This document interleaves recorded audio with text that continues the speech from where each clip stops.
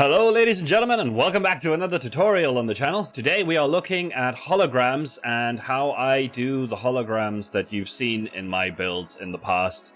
Seeing as the holiday season is right around the corner, I have decided to go with a bit of a Christmas theme because nothing quite says Christmas like giant holographic billboards of mega corporations trying to sell you stuff, am I right? So in that vein, I've gone ahead and made a nice Christmas tree with a big star on top and a Christmas present for us to work with, right? I've also just gone ahead and made some rudimentary projectors that is going to be projecting all of this. These things can be at the bottom, they can be at the side, they can be on top. Now, the designs are all made in wool, as you can see, and for this tutorial, we will be using World Edit. And if you've watched my tutorial on how to be productive in survival Minecraft, then you'll know that creative design and planning and using World Edit are just some very invaluable tools in any builder's toolset. So most of these things can still be done without World Edit. Obviously, once you've done doing the build and planning it all out, you can still come in here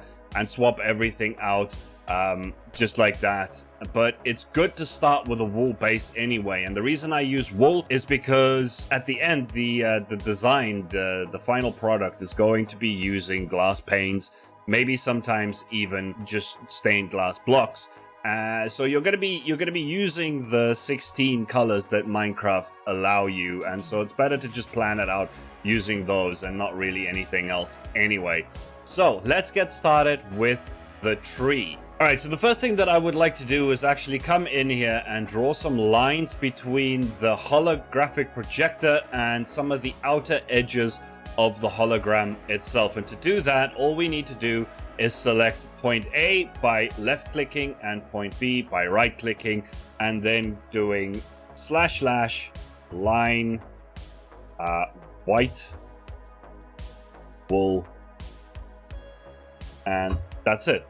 And now, again, you know, we're using World Edit, but you could do this by hand pretty easily. But sometimes for larger ones, like maybe this one over here, it could get a little tricky. So it helps to just do them like that. Now, I'm going to go ahead and do all of them quickly, and I'll be right back. All right, now that we got that out of the way, that's going to form the basis of our light rays coming out of the projector. Now, what I would also like to do here is just maybe take out the top 3 of every one of these, because you don't really want the light rays to be making contact with your projection. So I'm just going to take all of these out quickly like that. Right, now you have something that's going to look a lot better in the long run. And some of these have formed just a little bit weird, so you come in, you make your touch-ups as you feel is necessary. And doing this by hand, again, would probably have been even easier, but we're using World Edit anyway, so might as well do that. The next thing we're going to do, and this is where the fun starts, is we're going to take this whole thing and make a selection. I got my corner pieces in here already, and this is where the magic starts. What we're going to do is we're going to replace the wool colors one by one with a combination of glass panes of that color, end rods, and air blocks. And it's gonna look a little something like this. So / replace lime wool with 70% lime stained glass pane, 15% end rod, and 15% air. And the result is something a little like this, right? There you have the basis for the actual branches of the tree. And I'm just going to go ahead and quickly do the actual trunk and the star as well. And then we'll do the light beams at the end. And then this one will be done. So let me just quickly type those out. Right, so for the trunk, we're going to have replace brown wool with 80% brown stained glass panes and 20% air. No end rods for this one because we don't really want to illuminate all that brown. We just kind of want it in the background, fade in a little bit.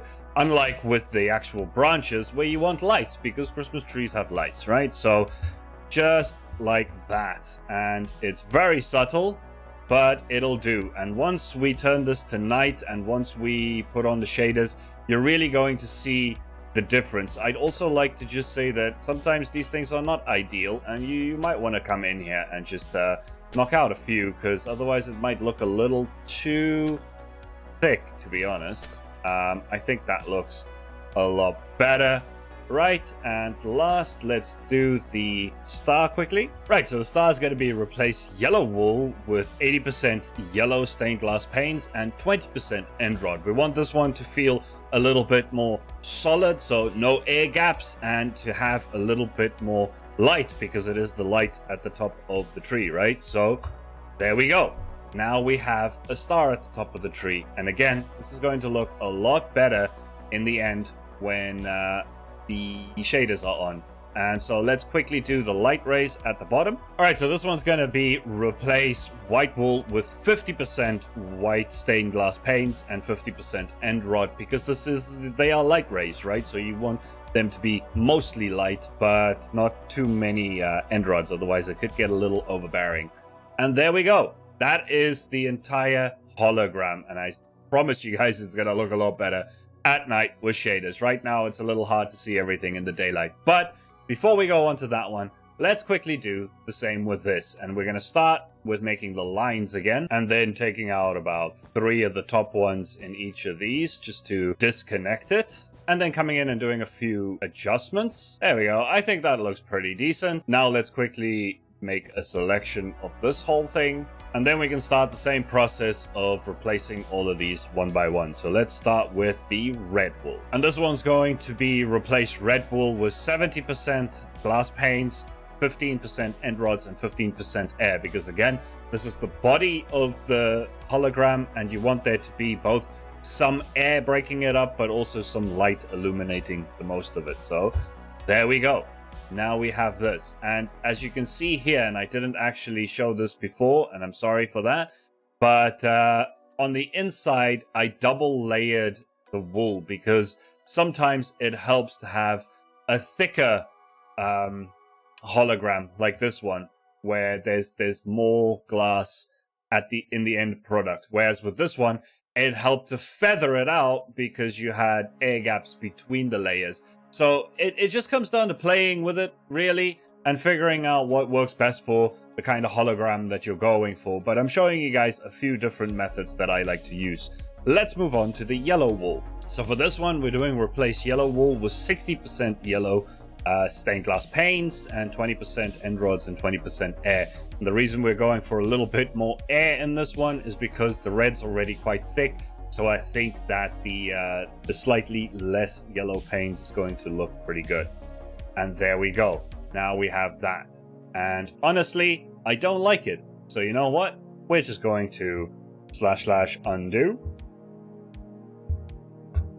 And then we're going to take back the air. Maybe we don't do any air at all, and we just add that 20% to the yellow glass, because maybe that does end up looking better. What did I do wrong? There was a comma there. That didn't need to be there. That looks a lot better, and it will look even better at night with shaders.